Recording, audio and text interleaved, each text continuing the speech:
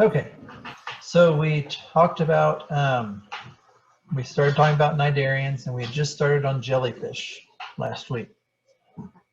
So here is, let me shrink it a little bit.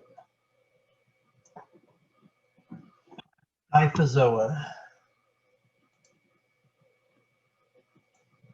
More people coming in. Class Schyphozoa. Schyph means cup. And so these are the cup animals. And you can see the Roman cup is shaped a lot like the bell of a jellyfish. Jellyfish, some of them are very beautiful, have really interesting colors and patterns.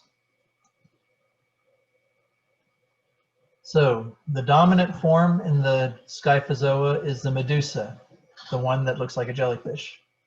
Polyp is either very small or absent. And if you think about it, deep sea jellyfish, jellyfish that live out in the open ocean, they usually don't have the polyp. Can you think why? What would they attach to out in the open ocean? There's not a lot of stuff to attach to in the open ocean. Oh, and I didn't set this up. This is something I meant to do before today and didn't get around to it. From now on, I'm going to have poll questions throughout the presentation, and the polls will, it will be a grade. When we get these, I have figured out how to put them onto the polls, and that will be a daily grade. If there's 4 questions and you get 3 of them right, I'll give you 100. So you'll need to, it's just basically proof that you're paying attention. And I've had a couple of classes where when I tell everybody they can leave, 3 people don't have their cameras on and they're still there 5 minutes later, and they're obviously not even in the room with the computer. So this is just something to make sure you're paying attention. But anyway, Skype means cup, right? Okay, so Schyphozoa are most of the larger jellyfish. There's a few things we call jellyfish that aren't in this class, but most of them are. The bills vary in shape and size from 2 centimeters to 2 meters. So anywhere from about an inch to 6 feet across. It's mostly something called mesoglial jelly, and it has 95 to 96% water. So there's a lot of animals, and some people eat jellyfish, but you'd have to eat a lot of them to get any nutrition because most of it is water.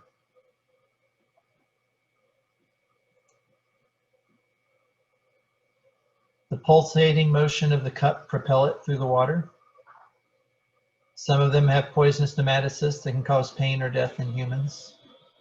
Not all of them have nematocysts, and not all of them can hurt us, but some of them do.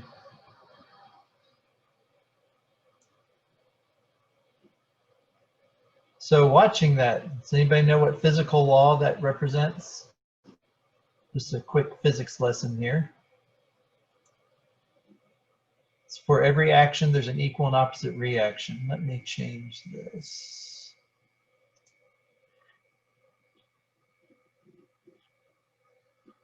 There we go.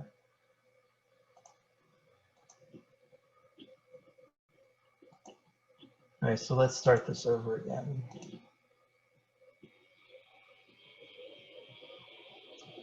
Now this is obviously one that doesn't sting very much. You can tell it for a couple of reasons. For one thing, the fish are all around it, so the fish can go around some that sting. Another is the color in here. They don't have long tentacles, and what tentacles they do have are this kind of golden brown. This has a symbiotic algae inside of it, and the algae is where it gets most of its nutrition. And out in the open ocean, there's not a lot of places for little fish to hide, so this is a good place for these fish to hide. And you see as it pulses, it pushes water backwards, and that's the same thing that makes rockets move. For every action, there's an equal and opposite reaction. If you push water backwards, it pushes you forwards.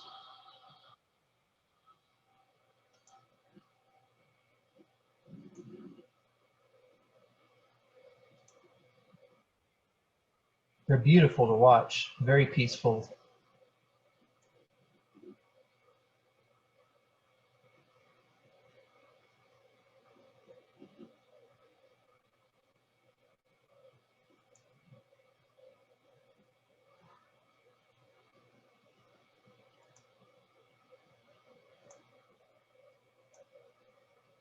Okay, so some jellyfish have a very complex life cycle. Not all of them, but some of them do. And it's called alteration of generation. So each generation is very different from the one before. So if this happened in people, you would look like your grandparents, but you would be totally different from your parents. Okay, that's how jellyfish work, some of them. So here's kind of not a very great animation, but it's the best one I've been able to find. So this is how it works. The life cycle of a jellyfish is complex. During reproduction, the male releases sperm from its mouth into the water column. Some of these sperm are swept into the mouth of the female, where fertilization occurs. Early embryonic development begins either inside the female or in brood pouches along the oral arms. Small swimming larvae leave the mouth or brood pouches and enter the water column. After several days, the larvae attach themselves to something firm on the sea floor and gradually transform into flower-like polyps called Schyphozoa. When conditions are right, fully developed polyps develop constrictions in their bodies that eventually produce a larval stage, a strobila, which resembles a stack of saucers.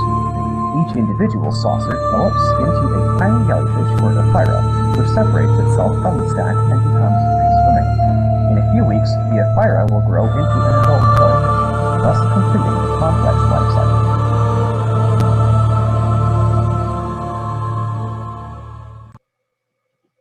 Okay, so each one of these stages has a name, but I'm not going to make you learn it. But let's just start with the medusa. The medusa, they give off sperm and egg. The female will actually take the sperm into her gastrovascular cavity and to fertilize her eggs. Then you get the planula larva. Plan means wander, so it can move. It attaches to the ground and becomes a polyp. The polyp makes stacks and buds asexually. So the medusa stage is the sexual form. The polyp stage is asexual. So they have asexual reproduction and sexual reproduction in the same organism. The ephyra swims off, grows up to become a medusa, and then the cycle starts again.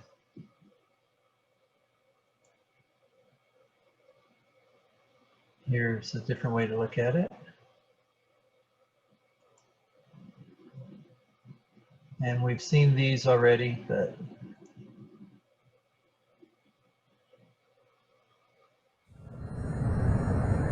there's the polyp stage.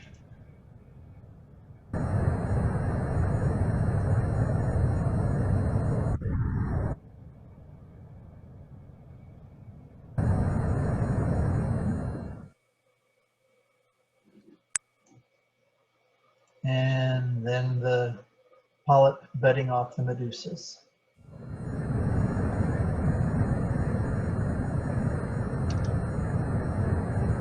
See, it's a stack of them. When they're developed enough, they break off and swim off.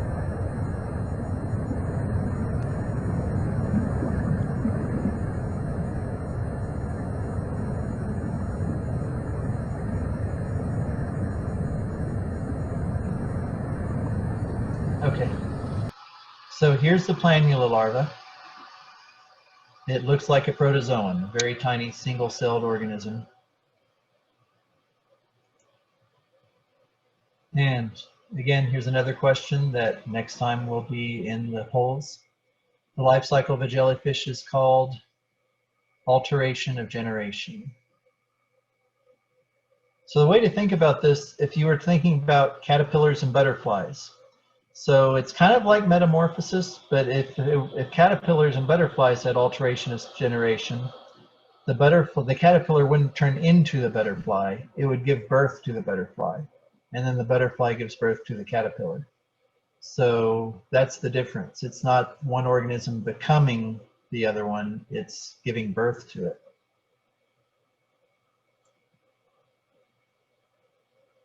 Okay, so the medusa is dominant. Most of them live among the plankton as jellies. Most coastal Schyphozoans go through the small polyp stage. But in the open ocean, they don't do that, because if you have to, they would have to sink like 5 miles to the bottom of the ocean to attach to anything. So most of them do not have the polyp stage.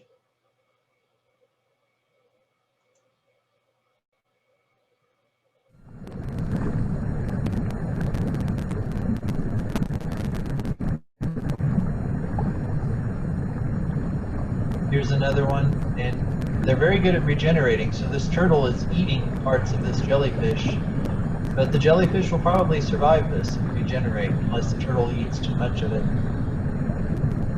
And this is another one of those that's photosynthetic. Has photosynthetic algae inside.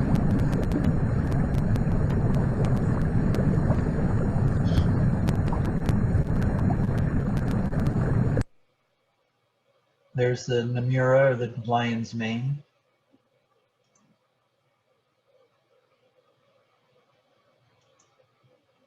Lots of different shapes and sizes.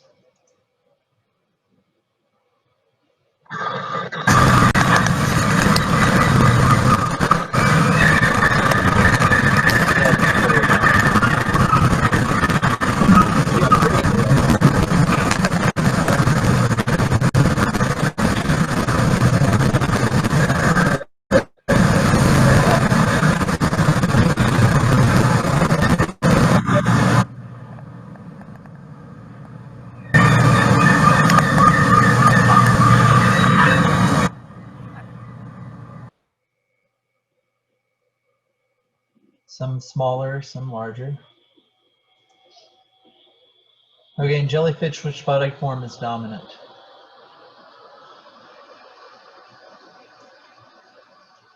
And of course, it's the Medusa.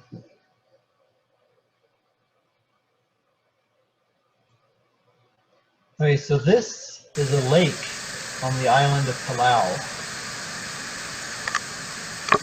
And you can see this is actually where the background I'm using today came from. This lake is full of these photosynthetic jellyfish.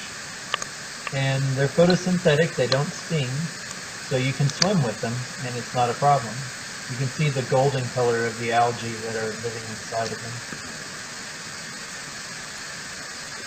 There can be thousands of them in there.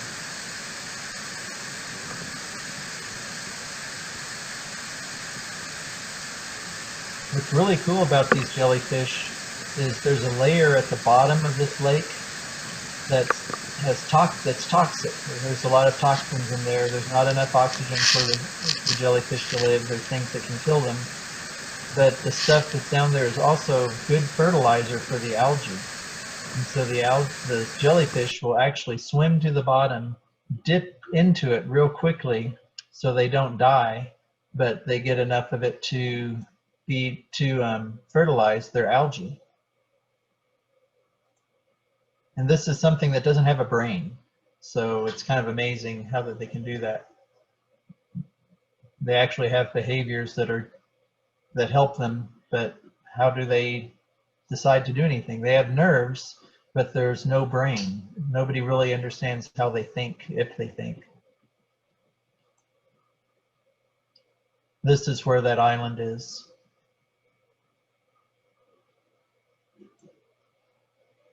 So some common jellyfish from the Gulf Coast. I'm not familiar with the ones in the Pacific, but if you go to Texas and go to the Gulf Coast, you'll see these. This is called a cannonball jellyfish.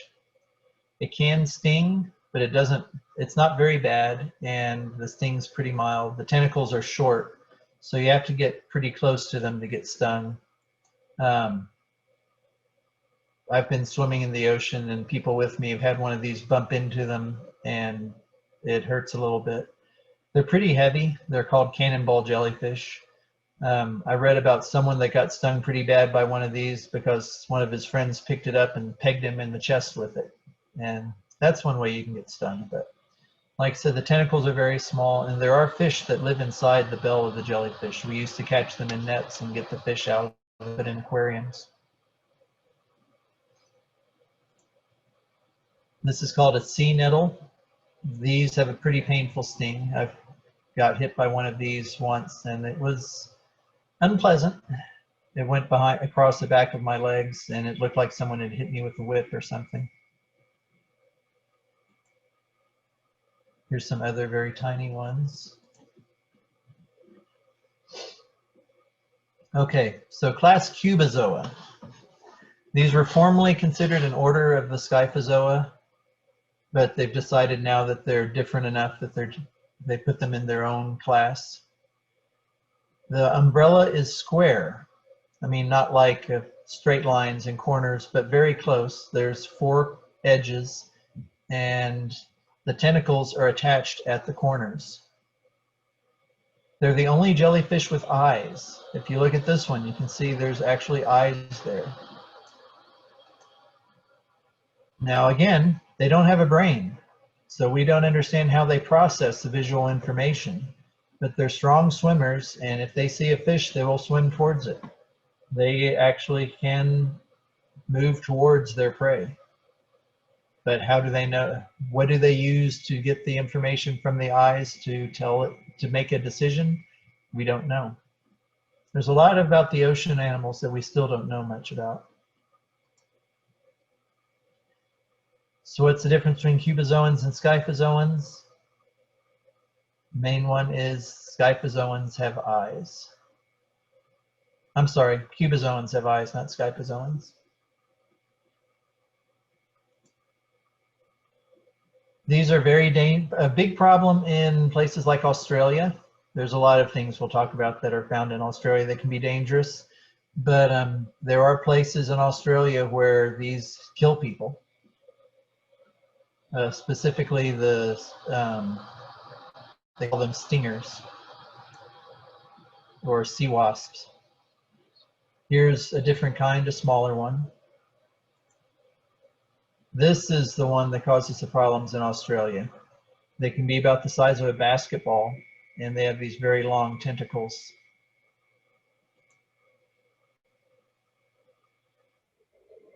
This is the domain of the box jellyfish, Chironex fleckeri, also known as the sea wasp. Its tentacles are 3 meters long. They contain enough venom to kill dozens of people. The slightest brush with Chironex triggers instant, unbearable pain. Lisa Ann Gershwin is a world-renowned expert on Chironex stings and their prevention. When Chironex stings human skin, millions and millions and millions of little tiny droplets of venom go into the skin, and they travel through the bloodstream, and very, very quickly, they do their damage. The tentacles stick to the skin and cause an intense burning sensation. If you're lucky, you come out of your encounter with Chironex scarred for life. If you're not lucky, you'll be dead. The killer has already notched up over 70 victims. Death happens very quickly, often in about 2 to 3 minutes. And it's amazing because it's the only thing we know of in the natural world that stops the heart. It actually stops the heart when it's clenched shut instead of relaxed. So, here we go.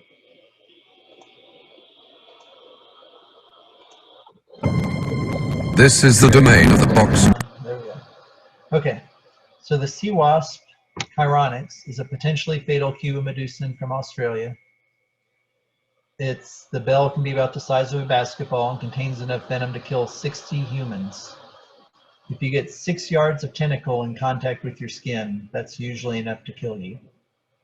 It's one of the most venomous creatures in the world. There's lots of debate about that. If you look up the most venomous creatures on Earth on the internet, you'll find lots of different lists.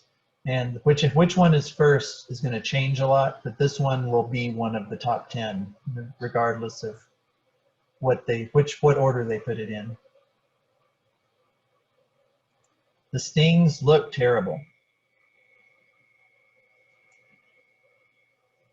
See that?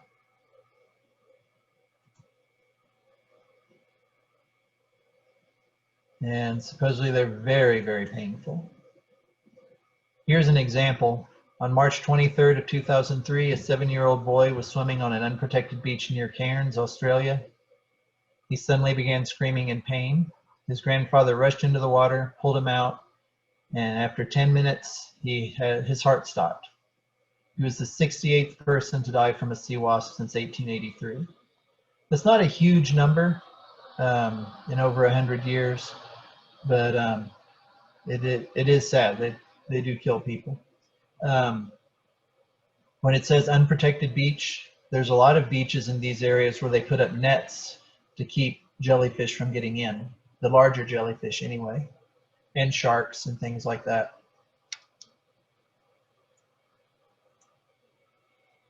They have developed a successful anti-venom. First aid treatment includes pouring vinegar over the tentacles to prevent the release of more venom and getting the tentacles off of you. I've heard about rubbing it with sand to try to make sure you don't have any more tentacles on you. Vinegar on the jellyfish in the Gulf of Mexico apparently is a bad thing, I've heard, so it's different for different areas. So true or false, the sea wasp is a very small, very toxic jellyfish. And of course that's false because they're very large. There's another box jellyfish. It looks like a spaceship or something. Okay, then we have the Irukandji jellyfish. This is tiny, about 2 centimeters in diameter, about an inch across. The sting is not very painful and you may not even notice it. But after the sting, the victim starts to have back pain and headaches. About 30 minutes later, you get nausea and vomiting, and rarely it can kill you. And this is something about the size of a peanut. These go straight through those fences that they put out. There's one, very small. So how they discovered this jellyfish is kind of an interesting story. A researcher named Dr. Barnes was trying to decide if the Irukandji jellyfish was the cause of these symptoms. He was getting patients coming in with these strange symptoms, and he was trying to find out what caused them. So he found one of the jellyfish and decided to test it out. He stung himself with it, his son, and a lifeguard. I'm hoping that he did this with their permission, and I'm hoping his son wasn't very young. But all three had to be hospitalized from the sting. And to reward him for this, the jellyfish was named after him. It's Carukia barnesi. So in Australia, in places where these are found, they wear these lightweight stinger suits. That's what they call them. You sometimes see people actually cutting up pantyhose and wearing them, because any actually not tentacles from stinging you. So here's an example from the news of someone getting stung by this. A man dove into an extremely venomous the Irukandji jellyfish. He was flown to the hospital and was put in intensive care. He was on a yacht. He was wearing a stinger suit, but he didn't have it over his face. And he dove into the water and hit this jellyfish. Says, let's see, he was taken back to the island with the rescue team. He was shivering, in shock, and in a great deal of pain. Let's see, the Irukandji is virtually impossible to see. It's tiny enough to pass through the nets. And this guy did survive, but he did have to be hospitalized. It can cause shooting pains in the muscles and chest, vomiting, restlessness, and anxiety. Occasionally, it can lead to a rapid rise in blood pressure and heart failure. I don't know about the anxiety thing, because if I was having all these other symptoms, that would make me very anxious. I don't know how you can say that the anxiety is caused from the jellyfish. Anyway. So, and that's it for the class Schyphozoa and class Cubozoa. We'll start talking about the corals day after tomorrow. Now, in the folder for today, you'll see there's a new web activity. You should have finished the sponge web activity, and this one is on the cnidarians. on the Cnidarians. So go ahead, and that's not due until Friday. So go ahead and work on that and complete it by Friday.